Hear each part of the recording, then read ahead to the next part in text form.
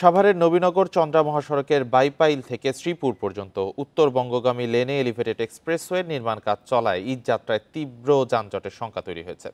নির্মাণ কাজ চলায় সড়কের বিভিন্ন স্থানে মূল সড়ক সরু হয়ে গিয়েছে। এতে যান চলাচল ব্যাহত হচ্ছে। এই ঈদে জামা জুতো অ্যাক্সেসরিজের ডিসকাউন্ট।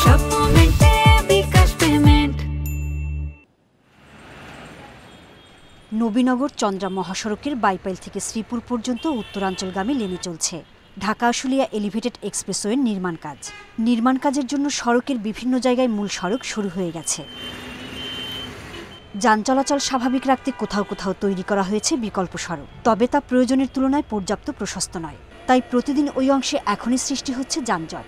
এমন পরিস্থিতিতে ঈদযাত্রায় বাইপাইল থেকে শ্রীপুর পর্যন্ত তীব্র যানজটের শঙ্কা দেখা দিয়েছে। মনে হয় যে আপনার এখন যে যানজট সামনে ঈদে মনে করেন যে আমাদের এই মনে করেন ঈদ যাত্রা অনেক কষ্টকর হয়ে যাবে। নিচে মনে করেন যে কার্বোরেটিং গুলো ক্লিয়ার করা লাগবে, ক্লিয়ার করলে রাস্তা ক্লিয়ার হবে। কাছে আমরা চাইবো অন্তত ঈদের এক সপ্তাহ যেন এই কাজটা বন্ধ রেখে চলাচলের উপযোগী করা হয়। পুলিশ বলছে ঈদযাত্রার স্বস্তিদায়ক করতে যে অংশে যানজটের আশঙ্কা আছে সেখানে অতিরিক্ত ট্রাফিক পুলিশ মোতায়েন থাকবে।